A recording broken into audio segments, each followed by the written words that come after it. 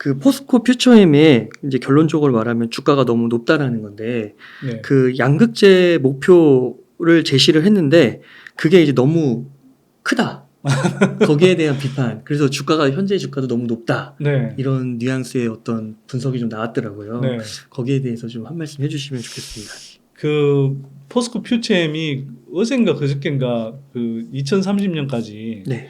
100만 톤 캐파를 맞아요. 구축해서 네. 뭐 지금 한 40조 원 정도의 40 몇 조 원 정도의 실적을 올리고 그렇게 해서 이제 지금보다 뭐 시가총액이 한 3배 정도 이상 뛰도록 그래서 100조 원 시가총액 100조 원 이상을 달성하는 것을 이렇게 뭐 목표로 내걸었더라고요. 네. 네. 사실 포스코 그룹이 상당히 좀 보수적인 그 그룹이어서 그런 식의 비전을 잘 선포하거나 이렇게 그 밖으로 알리는 경향이 좀 약한데 네.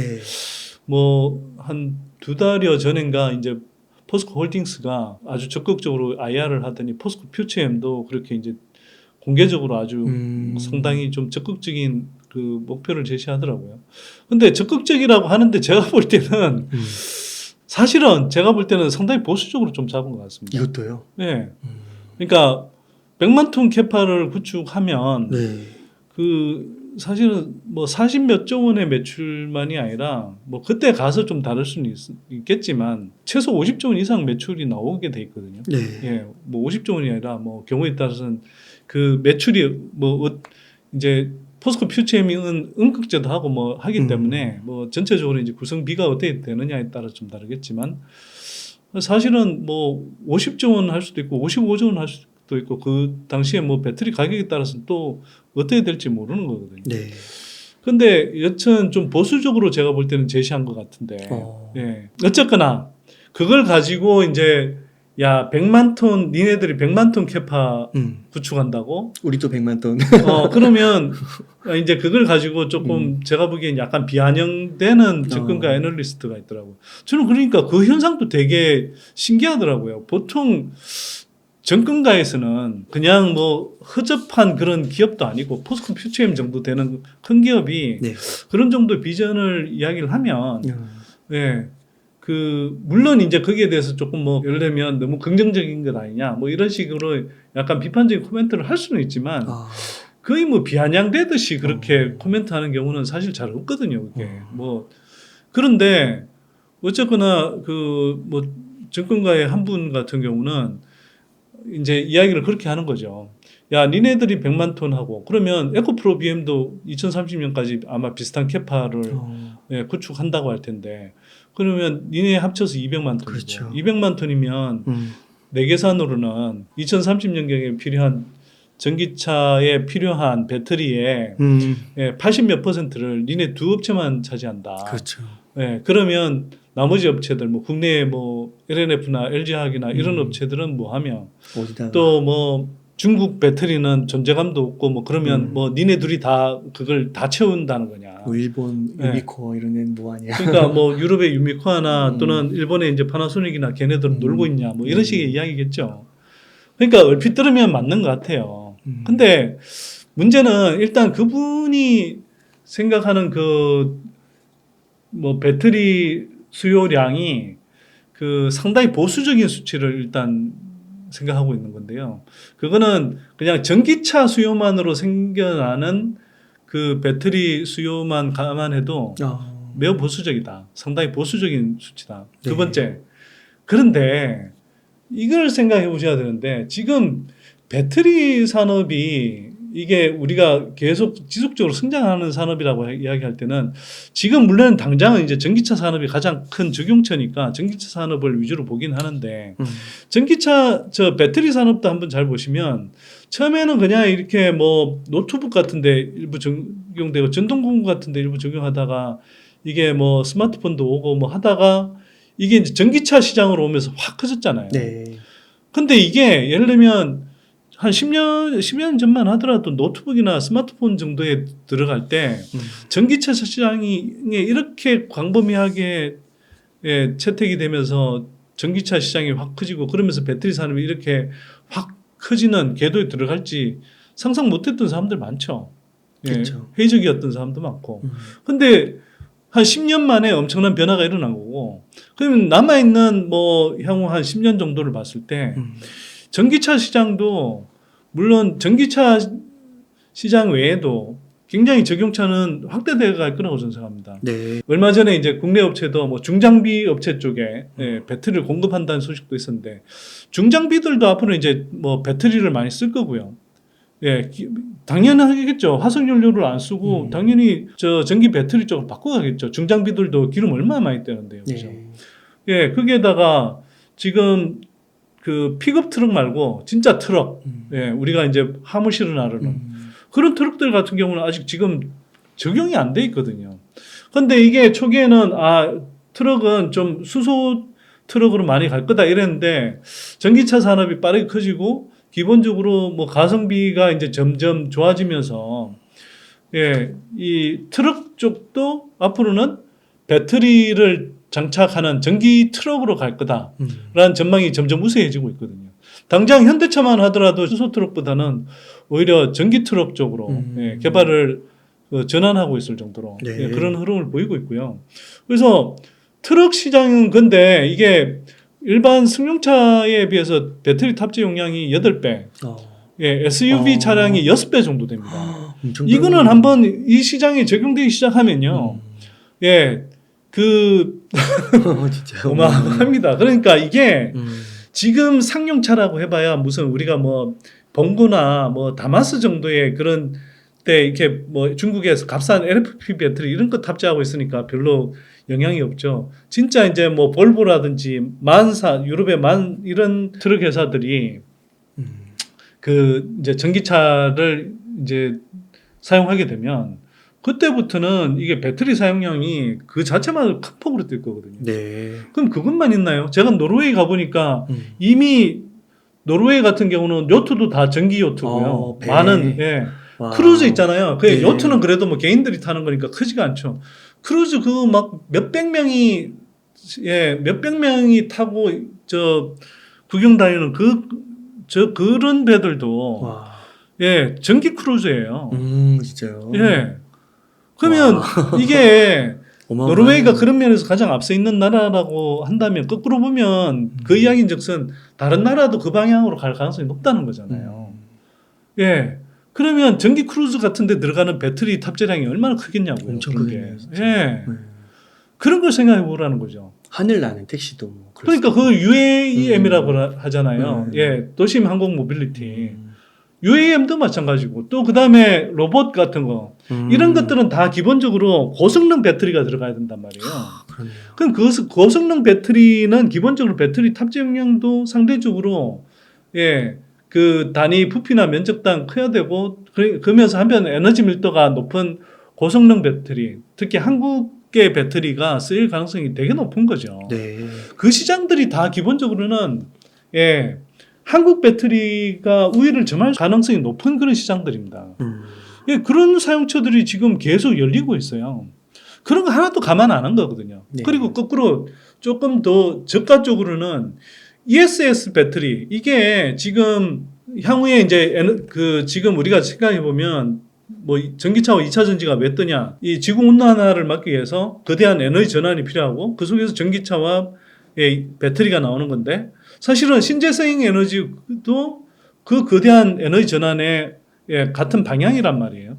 그럼 신재생 에너지, 특히 태양광이나 풍력 같은 거, 이런 발전을 하게 되면 기본적으로는 뭐 날씨 변화 등에 따라서 전기를 생산하고 나서 그걸 저장을 해놔야 된단 말이에요. 네. 그럼 그게 ESS 장치가 필요하죠. 예, 그쪽 시장도 앞으로 엄청나게 커질 가능성이 높아요. 가능성이 높은 게 엄청나게 커지는 게 거의 뭐 확정된 미래라고 볼 수 있죠. 그러면 그 시장도 전기차 시장 못지않게 지금 가파르게 성장하고 있는 시장이거든요. 네. 예, 그러면 한번 생각해 보자고요. 이게 자꾸 그분은 주로 전기차, 예, 기존에 지금 뭐 트럭이나 이런 것도 다 제외하고 전기차 시장만 딱 놓고, 예, 그것도 그 중에서도 보수적인 수치를 들고 와서 이걸로 88% 채운다고 하는데, 예, 80몇 프로 채운다고 하는데, 이 에코프로 BM하고 포스코 퓨처엠만으로, 예, 그래갖고 그게 니네들 뭐 되냐 이런 이야기 하는 거거든요. 근데 그러니까 이렇게 뭐라 그래야 되나, 그 산업에 대한 확장성을 폄하하는 사람들, 네. 예, 이런 분들은 제가 볼 때는 그 역동적인 미래를 전혀 못 보시는 분 같고요. 음. 당장 반도체를 한번 되짚어 보십시오. 반도체도 처음 나왔을 때는 뭐 반도체가 쓰이는 범위라든지 그 수요량이 얼마나 작았다고요. 근데 그게 점점 우리가 모든 측면에서 전자화, 디지털화 되면서 그 수요가 계속 늘어온 거 아닙니까? 가장 최근으로 와서는 뭐 이게 그 플랫폼 서비스 같은 것들이 증가하면서 웹 서버가 나왔고 네. 지금은 뭐 생성형 인공지능 뭐 이런 산업 나오면서 또 이제 한 차례 네. 반도체들이 더 쓰이는 이런 상황으로 가잖아요. 네. 그래서 반도체 산업이 지금 계속 성장하고 있는 거거든요.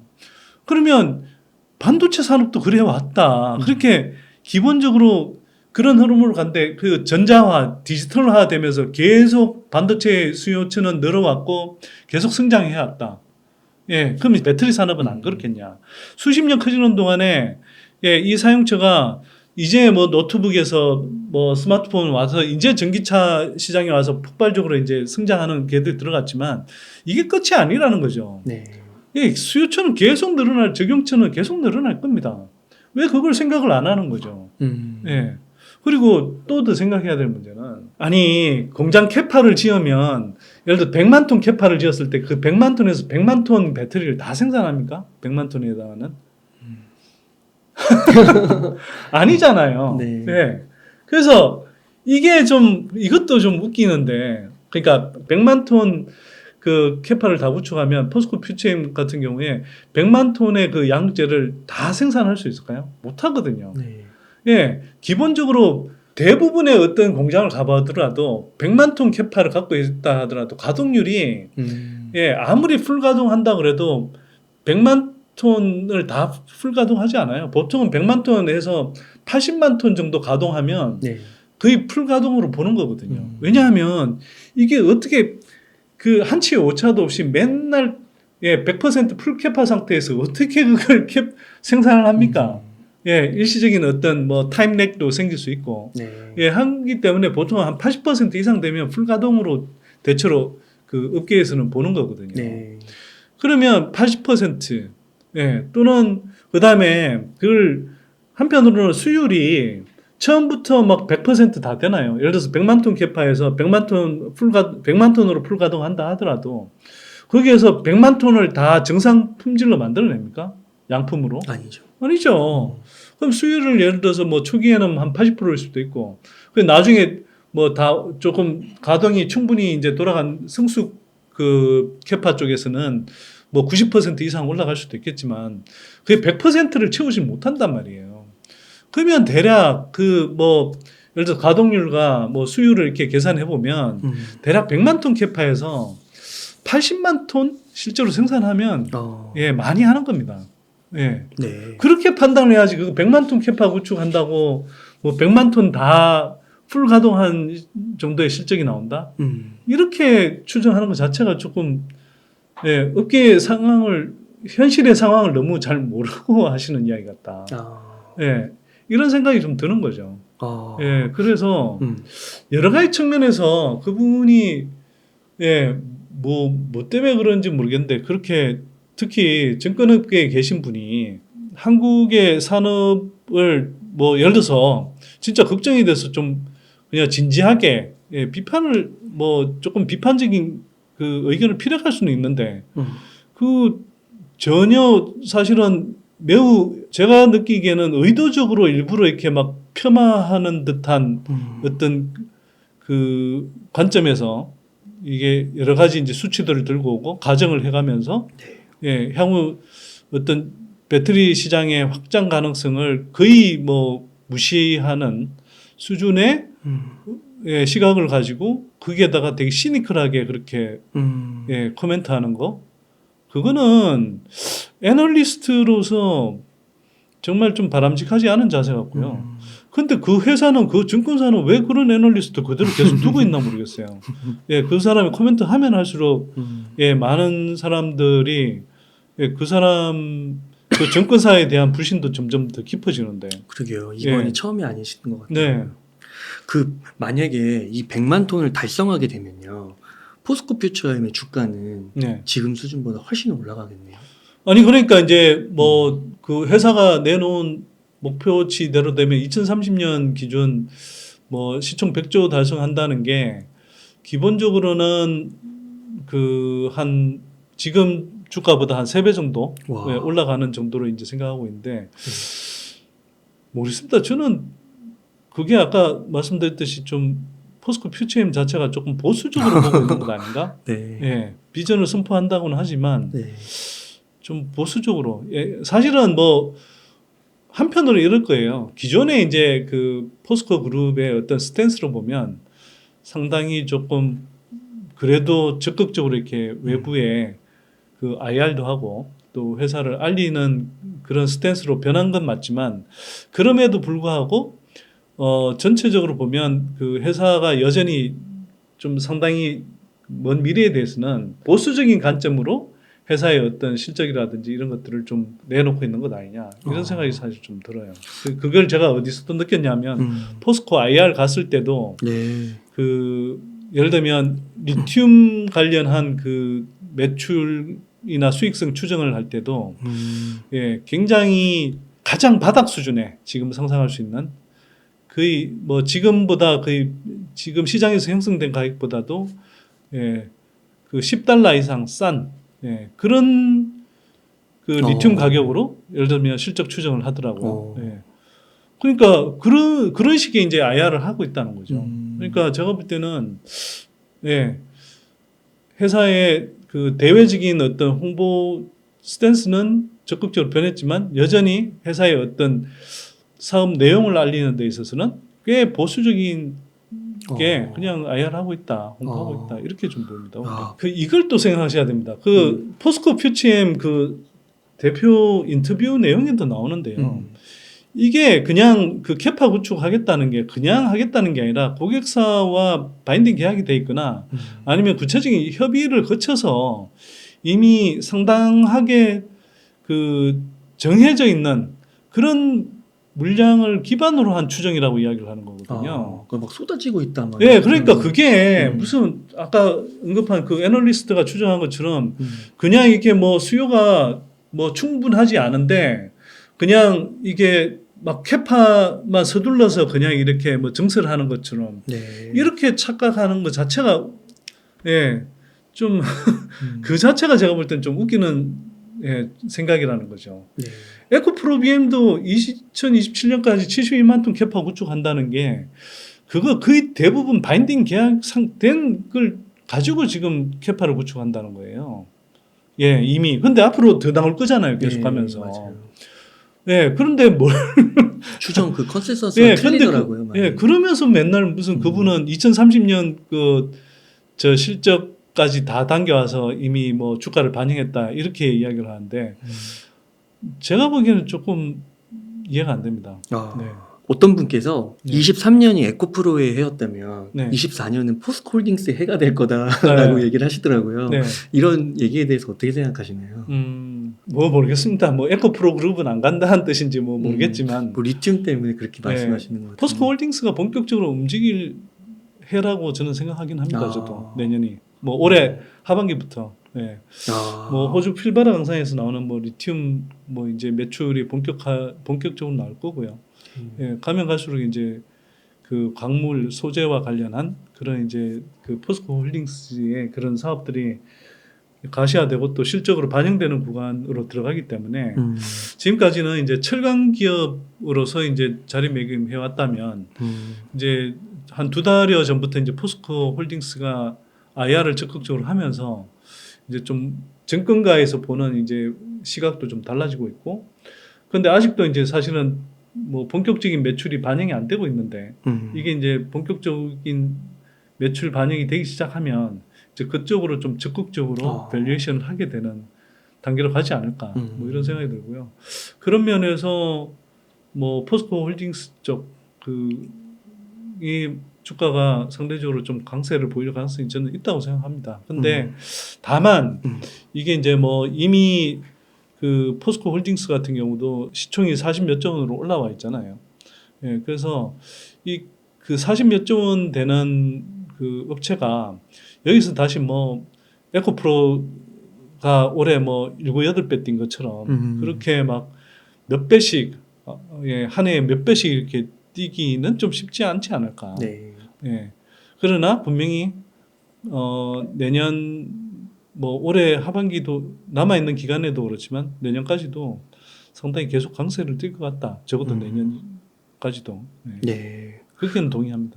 그런데도 불구하고 이 포스코홀딩스 공매도가 이제 에코프로에서 포스코홀딩스로 넘어가서 네. 지난 7월에 비하면 5배가 넘게 급증을 했다고 하더라고요. 네. 그리고 또 뭐 모건 스탠리 같은 경우는 포스코홀딩스 주가가 너무 고평가다라고도 네. 하면서 음. 한 20-30%는 빠져야 된다고 얘기도 하고요. 월건 스턴리는 네. 네. 그 한국 배터리 기업들에 대해서 뭐 한국 전체에 대해서도 그렇지만 가장 공매도 많이 치는 예, 외국계 증권사이기 때문에 네. 걔네들은 다분히 의도가 섞여 있다고 봐야 무시해버리면은. 네네. 네. 저는 그렇게 생각합니다. 그리고 뭐 이건 배터리 아저씨도 많이 하는 이야기지만 이렇게 제가 살펴보니까 네. 공매도 세력들이 정말 밸류에이션을 열심히 해보고 하는 게 아니고 주가가 좀 오르면 그냥 무조건 고평가됐다고 예, 때리는 게 공매도 때리는 게 거의 일상화되어 있는 것 같더라고요. 한국이 이제 기본적으로 뭐 무차익 공매도도 가능하고 또 그걸 이제 수기 관리하는 식으로 돼 있다 보니까 사실은 공매도 외국인들이든 뭐 기관들이든 공매도 때리기가 되게 좋은 나라잖아요. 네. 예. 그러니까 웬만해서는 이런 조건에서는 그냥 좀 올랐을 때 그냥 공매도 때리면 지금까지는 별로 손해 본 적 없다. 이런 학습 효과 때문인지 예, 그렇게 이제 공매도를 많이 치는 것 같고, 그럴 때마다 공매도를 치기 위한 어떤 명분을 내놓기 위해서 자꾸 이제 뭐 고평가됐다거나, 뭐, 또는 뭐 증권가에 이제 매도 리포트가 나온다거나, 뭐 이런 것 같고, 뭐 메릴 린치든 골드만삭스도 심심찮게 그렇게 자꾸 뭐 예를 들어 에코프로 BM이나 에코프로에 대해서, 예, 그런 뭐 매도 의견 내는 그런 리포트들을 내고 있죠. 근데 그게 뭐 주가가 많이 올랐을 때 문제가 아니라 뭐 예를 들어 에코프로 BM 같은 경우는 불과 뭐 한 20몇만 원으로 올라왔을 때 주가가 예, 그때부터 거의 반토막 나야 된다는 식의 그런 리포트를 내는 거니까 그게 글쎄요 정상적인 리포트일까 아니면 굉장히 어떤 이해관계가 걸려 있는 특히 공매도 관점에서 이해관계가 있는 그런 리포트일까 생각을 해보면 후자의 가능성이 훨씬 높아 보인다는 거죠. 네. 그리고 그 이번에 조정을 받으면서요. 네. 포스코 퓨처엠은 뭐 한 20-30%? 네. 30% 정도 받았는데 에코프로 BM 한 40% 받았다. 네. 그래서 이거는 약간 에코프로 BM보다는 포스코 퓨처엠이 더 좋은 거 아니냐. 그래서 포스코 퓨처엠에 더 투자해야 되는 거 아니냐. 왜냐면 떨어질 때 덜 떨어졌으니까. 네. 그런 주장은 좀 어떻게 생각하세요? 그러니까 사실은 뭐 포스코 퓨처엠이 덜 떨어졌다고는 하는데 거꾸로 보면 그 상대적으로 뭐 시총이 무겁고 예, 그래서 상대적으로 조금 더 무겁게 움직인다? 이렇게 볼 수도 있겠죠. 예, 그리고 올해 같은 경우는 포스코 퓨처엠이 포스코 홀딩스의 이제 지원 사격을 받아가면서 그 완성차 업체들로부터 이렇게 수주를 많이 받는다든지 그런 이제 좀 주가 상승에 뭐 주가 상승을 자극하거나 또는 어쨌든 주가의 하락을 좀 지지할 수 있는 예, 그런 뭐 모멘텀들이 상대적으로 좀 많았다 이렇게 볼 수 있을 거고요. 그 흐름이 뭐 예를 들어 포스코 퓨처엠은 늘 그렇고 에코프로 BM은 더 떨어지고 뭐 이렇다 이렇게 꼭 생각할 필요는 없을 것 같고요. 뭐 경우에 따라서 에코프로 BM도 또 향후에 뭐 좋은 이 모멘텀들이 뭐 있을 가능성이 충분히 있기 때문에 예, 꼭 그렇게 볼 건 아닌 것 같다. 네. 그럼 소장님 만약에 지금 네. 한 1억 정도 여유 자금 있으면 어떻게 투자 전략을 세우시겠나요? 저는 뭐 구체적인 개별 종목은 아까 이제 뭐 에코프로나 뭐 에코프로 BM이나 뭐 포스코 쪽은 물어보셨으니까 그리고 큰 기업이니까 제가 말씀을 드렸는데 가능하면 스몰캡들은 조금 제가 이렇게 그 구체적으로 좀 그런 안 하는 게 맞는 것 같아요. 왜냐하면 이게 어쨌거나 저희에 대한 주목도도 높아졌고 뭐 그러다 보니 이게 제가 어떤 구체적인 그 기업들을 언급했을 때 꼭 제 영향인지는 모르겠지만 그 주가가 조금 이렇게 변동하는 게 느껴질 때도 있고 그래서 네. 저는 이제 그걸 구체적인 개별 종목을 자꾸 언급하는 건 바람직하지 않겠다. 예, 이런 생각이 들고요. 또 한편으로는 뭐 어쨌거나 이게 또 제가 예전에 언급했던 그런 기업들이 다 그런 건 아니지만 대체로 주가가 큰 폭으로 상승해 있는 상태거든요. 그럼 물론 중장기적인 성장성 측면에서 보자면 이제 당연히 이제 그 계속 커가는 산업 내에서의 주요 플레이어라고 보기 때문에 여전히 이제 성장 여력이 있다고 보지만 단기적으로는 올 들어서 뭐 이렇게 한 뭐 예를 들어 3배, 4배씩 올랐다고 하면 네. 그게 많이 오른 거잖아요. 엄청 많이 올랐어요. 예, 그래서 그런 기업들이 또 최근에 이제 일정하게 조정 양상을 보이고 있는데 그거는 그동안의 오른 폭을 생각하면 사실 조정을 받고 가는 게 정상이라고 저는 생각하는 거거든요. 그래서 그런 흐름이 나타나고 있는데 다만 제가 이제 그러면 지금 시점에서 예를 들어서 구체적인 종목을 1억 원 있으면 어디 넣을래 이렇게 이야기하시면 제가 이제 그렇게 구체적으로 답변하는 건 좀 가능하면 좀 피하고 싶고요. 예. 다만 저라면 조금 이럴 것 같습니다. 일단은 2차 전지 장비주 쪽을 조금 비중을 높이는 전략을 쓰는 게 낫겠다. 네. 예. 왜냐하면 아까도 앞에서 말씀드렸지만 2차 전지 소재 쪽은 3분기까지는 약간 좀 저조한 흐름을 이어갈 수 있는데 4분기부터는 이제 회복할 거니까 물론 이제 큰 흐름에서 지장이 없기 때문에 그리고 이미 3분기 실적이 나올 때 되면 이미 4분기에 뭐 전기차 판매량이라든지 여러 가지 이제 반등하는 흐름 때문에 3분기 실적이 좀 저조한 흐름이 나와도 사뿐히 절여 밟고 갈 수도 있겠다 이런 생각도 드는데 어쨌거나 실적 흐름은 좀 그런 측면이 있고 반면에 2차전지 장비주 쪽은 어쨌거나 상대적으로 좀 덜 오른 기업들이 꽤 있고 또 그런 기업들 중에 뭐 올해 하반기부터 본격적으로 실적과 그 수주가 급성장하는 구간으로 접어들 가능성이 높고 이게 최소한 2, 3년 이상은 지속될 가능성이 높기 때문에 와. 적어도 뭐 소재만큼 길게 뭐 5년, 10년 이렇게 장기적으로 투자하기는 좀 힘들지 몰라도 장비주들도 지금 아직 없는 분들이라면 한 2년 정도 내다보고 투자하시면 그래도 상당한 수익률을 기대할 수 있지 않을까 이렇게 생각하기 때문에 장비주 비중을 좀 늘리는 게 조금 늘려 두셔도 괜찮지 않을까 이런 생각이 좀 들고요. 그렇다고 해서 뭐 예를 들어서 기본적으로는 2차 전지 투자할 때 제가 말씀드렸듯이 소재가 기본적으로 더 많은 비중을 차지해야지 이게 장비주가 그렇다고 막 더 많은 비중을 차지할 정도로 바꾸라 이런 의미는 아니고요. 일시적인 조금 일정하게 비중을 조금 장비주 쪽으로 조금 늘려놓는 정도 이런 식으로 말씀을 드리고요. 한편으로는 뭐 아까 포스코 홀딩스 같은 경우 뭐 이건 큰 종목이니까 좀 언급해도 상관없을 것 같은데 포스코 홀딩스 같은 경우는 조금 길게 안정감 있게 뭐 투자하고 싶다 이런 분들은 포스코 홀딩스가 뭐 올 들어서 포스코 홀딩스도 거의 뭐 2배 이상 올라와 있는 상태이지만 여전히 큰 흐름에서 보면 안정감 있게 투자하기에는 좋은 기업이다. 뭐 이런 생각이 들고요. 그거는 투자 성향별로 예를 들어서 저희 연구소는 제 개인적으로도 그렇고 좀 스몰캡을 선호합니다. 근데 스몰캡이 이제 뭐 상승할 때 많이 상승하지만 또 조정이 크게 나올 수도 있는 거고요, 상대적으로. 또 그만큼 조금 더 면밀하게 모니터를 해가면서 해야 되는데 일반인들 중에서는 뭐 하고 싶어도 막 여러 가지 일들 때문에 못하죠. 못하는 경우들이 있기 때문에 그런 경우에 그냥 좀 신경 쓰지 않고 장기적으로 안정감 있게 난 투자하고 싶다? 그럴 때는 포스코 홀딩스 같은 업체가 좋은 거겠죠. 왜냐하면 포스코 홀딩스는 뭐 재무구조 보시면 아시겠지만 한국에서 이만큼 재무구조 좋은 회사 없고요.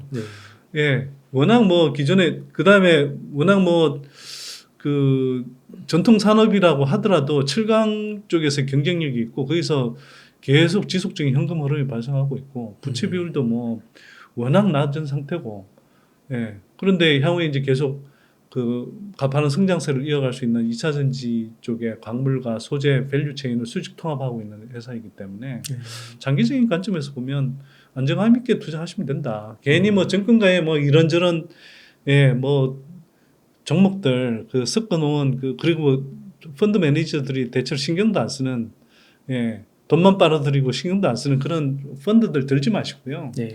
그냥 포스코 홀딩스 같은 거 네. 그런 거 그냥 장기적으로 넣어 놓으시면 네. 예, 그냥 뭐 증권가에 이상한 상품 들어있는 것보다 장기적으로 훨씬 수익률이 좋을 겁니다. 네. 예. 좀 그렇게 말씀드리고 싶네요. 이런 선대인 경제연구소 가입 네. 안 되냐고 물어보는 분들이 있던데. 여쭤보시니까 제가 좀 네. 답변을 꼭 좀 드리면 물어봐 달라고 하더라고요. 저희가 사실 좀 고민이 많아요. 그와 관련해서. 음. 이건 진짜 이렇게 말하면 잘 안 믿으실지 모르겠는데 저는 연구소 운영을 가끔은 안 하고 싶은 생각이 있습니다. 왜냐하면 연구소 운영하면 사실 피곤해요. 예. 어쨌든 회원들한테 서비스 해야 되고 뭐 해야 되잖아요. 근데 저도 사실 노는 거 좋아하거든요. 특히 여행 되게 좋아하고.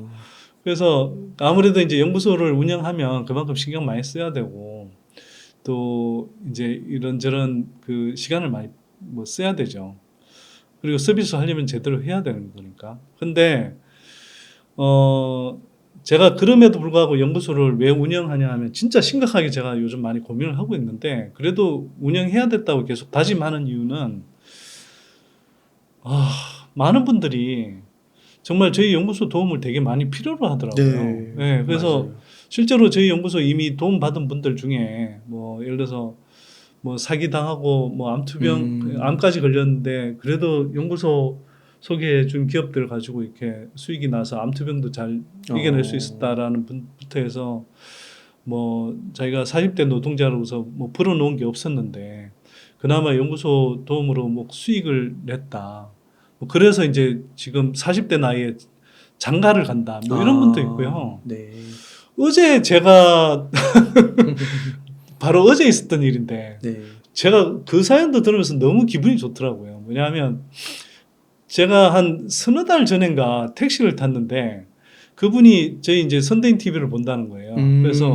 그래서 이제 근데 그분이 막 택시 운전사로서 이제 뭐 소득도 뻔하고 그래서 그냥 이제 주식 투자라도 해서 조금 돈 벌어보고 싶다고 뭐 그러더라고요. 그래서 제가 사실은 좀 마음이 짠해져서 제가 그분을 저희 연구소 회원으로 무료로 예, 몇 년치 이제 구독할 수 있도록 보고서 그러니까 저희가 회원이라고 할 때는 보고서 구독 회원을 말하는 거거든요. 보고서 구독하실 수 있도록 그렇게 이제 배를 해드렸는데 어제 택시를 탔는데 그분이 또 만난 거예요? 예, 그분을 만난 거예요. 네. 근데 그분이 나 보면서 와 진짜 막 눈물이 난다고 하는 거예요. 예, 그래서 아니 안 그래도 이 근처 올 때마다 혹시 소장님이 택시 안 타나 기다리고 있었는데 오늘 딱 이제 진짜요? 만났다는 거예요. 그래서 아니 왜 저를 그렇게 만나시고 싶었냐 그랬더니 자기가 지난 몇 달 동안 뭐 그래도 없는 자금으로 이렇게 투자를 해서 4천만 원 수익을 봤는데 야. 그 돈을 보태서 그동안 모아놓았던 돈하고 해서 개인 사업자 개인 택시를 따셨다는 거예요. 그러면서 그게 한 일주일 됐는데 자기가 이제 그것 때문에 너무 삶의 희망도 갖고 이제 너무 기분이 좋아서 네. 안 그래도 그 이야기를 고맙다는 이야기를 좀 전하고 싶었는데 야. 큰일 하셨네요. 아니 그러니까 이게 뭐 몇몇 사례인데 제가 그런 이야기를 들으면 저도 이제 너무 보람을 느끼고 뿌듯한데 그리고 이제 또 연구소 지금 가입하시는 분들도 이런저런 사연들이 있어서 꼭 경제적으로 도움받고 싶다 이런 분들이 너무 많은 거죠. 그리고 한편으로는 정말 정권가에서 엉뚱한 방법으로 주식 투자 배워서 또는 그분들한테 휘둘려서 손실 잔뜩 보고 있는 시황방송 보다가 막 종목 백화점 되고 마이너스 30% 40% 손실 나 있고 뭐 이런 분들 수두룩하거든요. 그러니까 그런 분들 보면 제가 진짜 저런 건 좀 도와줄 수 있는 건데 이런 생각이 들어서 도와드려야 되겠다 생각을 하는 거고 그래서 사실은 저희가 이제 5월 달부터 석 달 반 동안 연구소 문을 잠궜다가 8월 16일부터 다시 이제 회원을 받았어요. 근데 그 사이에 뭐 어떻게 소문이 난지 모르겠는데 이제 너무 한꺼번에 많은 분들이 몰려드신 거죠. 저희가 이제 또 너무 한꺼번에 이렇게 많이 늘어나서는 좀 제대로 서비스하기도 힘들고 또 회원 관리하기도 힘들다 싶어서 죄송하지만 다시 닫았습니다. 다시 하셨어요. 네, 그래서 이번 주 월요일부터 이번 주 월요일이 며칠이죠? 네. 오늘이 화요일이니까 28일 월요일부터 다시 회원가입 안 받고 있고요. 네. 아마도 저희가 한동안은 무기한으로 아마 회원을 안 받을 것 같습니다. 더 이상. 그러시군요. 이게 뭐 그러니까 이게 참 딜레마죠. 가능하면 좀 많이 도와드리면 좋은데 저희 연구소가 서비스할 수 있는 그 한계가 있는 것 같고요. 그리고 이게 만약 이제 저희가 예를 들면 자산운용사를 차려서 뭐 자금을 수탁받아서 뭐 그렇게 하는 방법이 있을 수 있는데 저는 뭐 죄송한 이야기지만 제가 연구소 운영을 넘어서 그 자산운용사까지 운영해가면서 그렇게 뭐 제 남은 인생을 갈아놓고 싶지는 않거든요. 네. 예, 지금 연구소 운영도 진짜 계속 해야 되나 말아야 되나 고민하는 상황이기 때문에 네. 그래서 그렇게 이해해 주시면 좋을 것 같고요. 그래서 안타깝지만 구독 회원을 더 받지 못해서 죄송합니다. 근데 대신에 제가 뭐 저희 선대인 TV든 또 뭐 웅달책방을 비롯해서 여러 유튜브들을 통해서 그때 뭐 저희 의견들을 가능하면 좀 말씀을 드릴 테니까 예, 그 말씀 좀 참고해 주시면 좋을 것 같습니다. 그리고 네. 뭐 제가 아니더라도 뭐 빠떼리아 씨라는 아주 걸출한 인물이 그분 말씀만 잘 듣고 따라다녀도 평균 이상은 하실 테니까요. 네. 예, 그렇게 좀 이해를 해 주십시오. 다만 예, 저희 연구소 홈페이지가 아닌 온갖 저희가 이제 회원을 안 받으니까 계속 이제 뭐 유튜브나 카톡 뭐 페이스북 이런 걸 통해서 막 사칭하는 채널들이 생겨나는데 네. 그런 데는 절대 속지 마십시오. 예. 저희는 연구소의 연구소 홈페이지에서 연구소 보고서를 구독하는 회원이 있을 뿐이지 그냥 뭐 리딩방이라든지 또는 뭐 상담 채널 같은 거 절대 운영하지 않습니다. 그러니까 제발 좀 속지 마십시오. 그것 또한 당부드리고 싶습니다. 네. 감사합니다. 이렇게 해서 선대인 경제연구소의 선대인 소장님을 모시고 이야기를 나눠봤습니다. 긴 시간 동안 유익한 인사이트 많이 나눠주셔서 감사의 말씀드립니다. 오늘 고생 많으셨습니다. 네, 감사합니다.